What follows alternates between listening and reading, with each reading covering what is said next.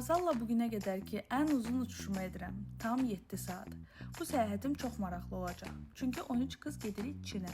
Bütün lazımlı proqramları son anda yüklədikdən sonra artıq uçuşa hazırıq. Uzun uçuşlarda bir çox aviaşirkət kiçik səyahət çantası hazırlayır. Azalda verilən çantanı isə gəlin birlikdə açaq. İlk qulaqlıq, daha sonra stiker çıxır.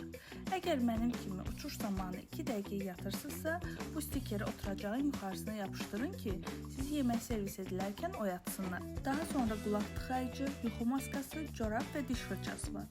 İlk öncə təhlükəsizlik qaydaları ilə tanış olduq və daha sonra artıq yeməyə hazırlaşırıq.